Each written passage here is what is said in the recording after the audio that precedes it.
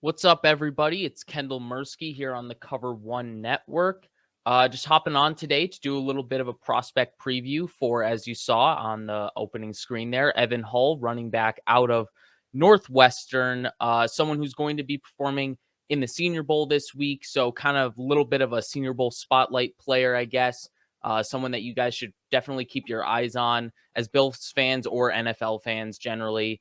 Someone I really like so far. Haven't done a really deep dive on him, but so far from what I've seen, he's a player that I think could present a lot of value in those middle rounds for teams that are still hunting for running backs at that point in the draft. Little background on Evan Hull. 5'11, 210, pretty balanced player, even in terms of like size and skill set. He's not necessarily that bruiser. He's not that like shifty jitterbug receiving scat back kind of guy. He lives in between those two worlds and he does it pretty well. From Minnesota, got offers from Kansas State and Air Force and various other schools. I believe he took a visit to Iowa as well, eventually settled on Northwestern, and he's pretty much been contributing for Northwestern since he got there. Really good player, in my opinion. His season this past year, he almost had 1,500 total scrimmage yards, 900 rushing, over 500 receiving. So you can see that kind of balance there. But he's truly been a full contributor for them since his freshman season back in 2019. But the goal for today is, of course, to show you guys the film. So we will hop right into that. And that will start with his game against Maryland. So we'll hop right into that, and I'll try to showcase some of that versatility, some of the balanced nature of his game. Let me get myself off this screen so it's only the film for you guys. And we'll start here on this first play. And it's really just going to highlight his vision, his patience, and his comfortability, or his level of comfort in gap running. And you can see it here, and you can see it on a few other plays that I'm going to show today. He's very comfortable with pacing and how he needs to pace his runs in order to let these blocks develop. And that's particularly something that you have to do with gap running. And you can see how kind of slow he's taking this handoff. He's not necessarily trying to get to full speed as he takes this handoff, but he allows those blockers, specifically his right guard, to pull across the line of scrimmage and get to the hole and essentially kick out that guy right there, number 15. And you can see once that happens, he has the seal here, he has the seal here, and he's just going to run straight through that. So you see that from him. I'll start from start to finish. That way you can kind of see that burst from him. But then beyond that point, you can kind of see the toughness and contact balance that he plays with. Unfortunate that he couldn't stick it there at the end and keep the balance at the end. But you see he avoids the first tackler going low. And then you see him bounce off a 25 here. You see a tackler coming from behind him. He's just very tough to bring down. He's a very, very tough runner, and you see this all over his tape. But this is the first one, a little example of pacing, explosiveness, contact balance, toughness. So we'll get to the next one here, and this is going to be more of a zone vision type of thing. And something kind of sneaky that I noticed about Evan Hull, he's very slithery, and you can see it on this play here. I rate inside zone, slithery cuts with strong momentum, and that's something that kind of goes back to that last play. He, in a sense, is a speed to power type of guy. He's not long speed, 4.2 type of speed, but he's fast enough and big enough to kind of work both of those skill sets together and turn it into power and use that momentum to fight through, not completely holistic tacklers, guys that are just going at you with arm tackles or people that aren't completely squaring you up. Evan Hull is going to knock those guys right off of you. But what I love from this play is kind of how efficient his footwork is and how he jump cuts so efficiently. It's not a jump cut that creates a ton of space, but it's a jump cut that's very efficient and it gets the job done in a quick manner. And you can see it here with number 0 on Maryland kind of peeking to this side, and you can see the inside zone is going towards that left A gap for the offense, as you see here. And then Hull is going to cut it back based on everything that's happening here, a hold that's happening here, and he cuts it back around this. And watch how quick he does this. He makes this move right there, and it creates so much space so quickly, and even gets 19, who has a pretty solid run fit here on the left shoulder of his defender, number 0. He's right there for it, but this jump cut creates enough space quickly enough to get through that arm tackle. And then once again, this is kind of where the momentum comes into things. You can see how decisive Evan Hull is about getting downhill with this cut. He cuts and he's like, "Okay, my momentum's going this way. Let's power through it." And he just keeps running with this guy on his back. So I really like this play to show, a couple of things: that he has footwork, he has a decent bit of elusiveness to his game. It's not necessarily his bread and butter, but it's not a weakness by any means. But also it shows that he has the ability to show vision in both gap runs, like we saw in the play before, and zone runs, as we see here. Obviously, just a measly 5-6 yard gain, but you can see what he's turning this play into and kind of the gritty nature of his game, and someone who projects pretty well to being efficient in short yardage situations.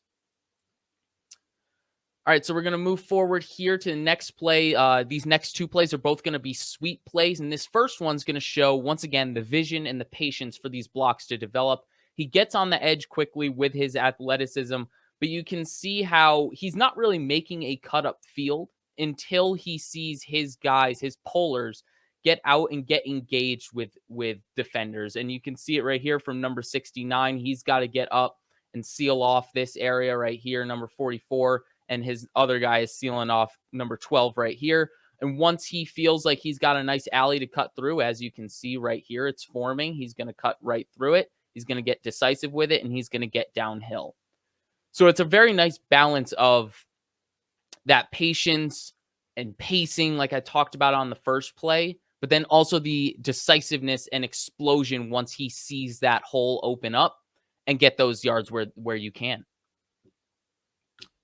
And then conversely, this is kind of a similar play to the opposite side of the field. I also wanted to show the sideline angle for this, but this is more just really well blocked play by Northwestern, and really just a showcase of Evan Hull having the speed to get around the edge, but then also enough speed to get around the edge quickly to turn it upfield and have some room on this sideline to get upfield with it. And you can see it right there, how much space he has. And I highlighted these blocks here because it really is a great job by 87 to hold this point of attack as well as he can. You can kind of see how much he's getting pushed back, but he does enough to allow Hull to get around that outside.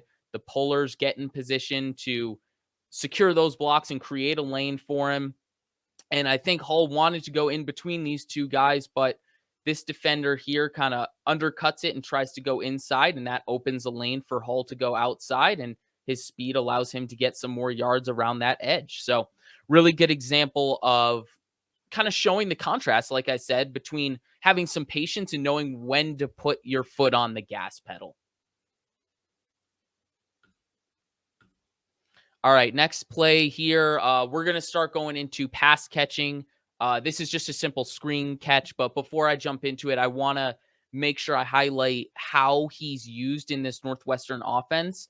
They actually run a decent amount of empty sets with the running backs out there. So he does have some experience running routes not from the backfield. He has experience running routes all over the field, slot, wide, backfield, everywhere. So that is a plus just in terms of alignment versatility and being used to running routes wherever you're asked to run routes. That can only translate positively to the next level. But here I'm going to show 3 plays of him running routes from the backfield. This is a very simple, just running back screen, just kind of, almost fake like you're blocking, as you can see here at the beginning, and then just kind of sneak out behind your blockers. And once again, vision, patience, allow that blocker to get in front of you and then cut it off of his backup field inside and get those yards where they're available. If you get out in front of your blockers too far, as you can kind of see here, if he gets too far out in front of 75, 12 is going to make this play. He realizes he has to slow down and cut it off the back of that.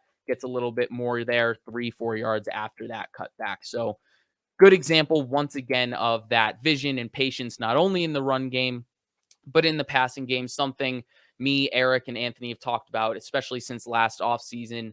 you got to have running backs that can efficiently turn back into the ball carrier that they are as a running back once they catch the ball as a pass catcher.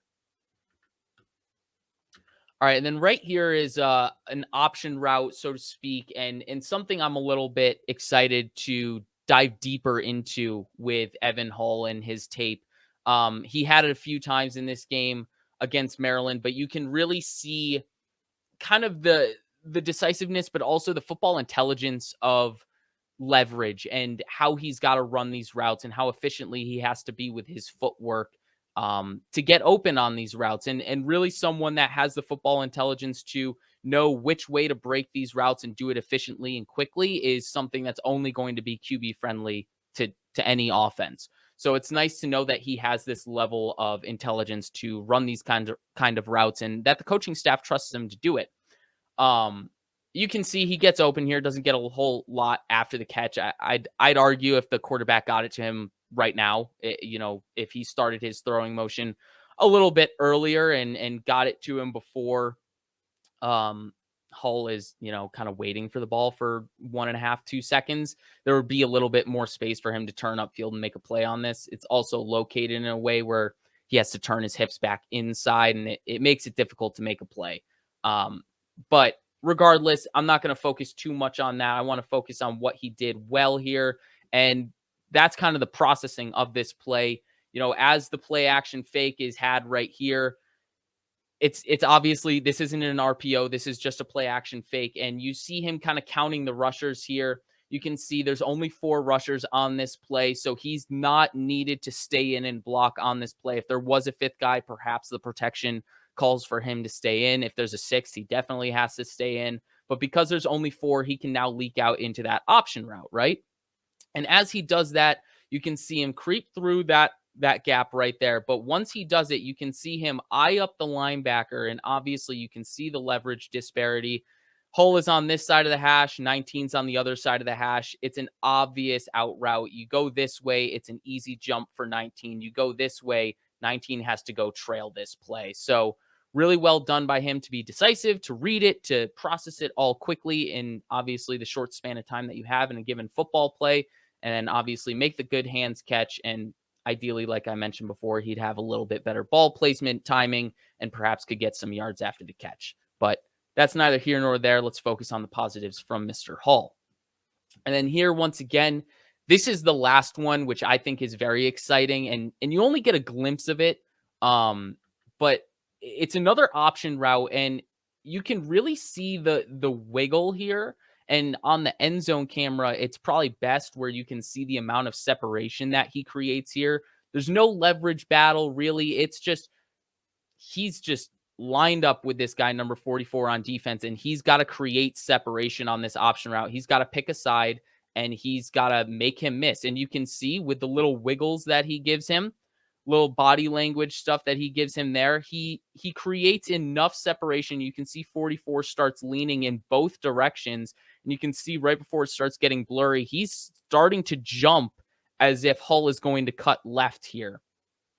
And obviously the ball's already out, so it doesn't really matter in terms of targeting him. But you can see it from the sideline angle, how much separation that does create by getting a false step from the defender here because of the deceptiveness and the body language that Hull brings from the backfield as a receiving option. So I think all of this is exciting, and I think it's important to kind of show that the contrast from, zone running, gap running, patience, speed, all of the balance to his game, I think, is a very important thing to note with Evan Hull. I think all of it is very important, and I think it kind of shows holistically what kind of player he is. He isn't necessarily someone that, fits in this specific niche. He is someone that can wear multiple hats, and I want to jump into more of his tape to see what he's like as a pass blocker, because if that box gets checked, he's for sure in every single down back, and someone that I think could contribute year one as a committee type of back, not necessarily a featured back, but someone that could definitely hold their share in a 1A 1B type of committee at the NFL level. So that's exciting. I'm excited to see what he does at the Senior Bowl this week in Mobile. Hopefully our guys down boots on the ground will get some good videos of him down in Mobile. But let me know what you guys thought of this video, what you think of, this moving forward, any prospects you guys want me to kind of do this quick little film rundown with in the future. Let me know. Hit me up on Twitter. You can see my ad at the bottom, at Mirsky Kendall on Twitter. You can hit me up there. Or, of course, you can drop a comment down there in the YouTube section and just let me know what you thought of this video or what you think I should do next in terms of player spotlights. So thank you for tuning in. Much appreciated. And thank you. We'll see you next time.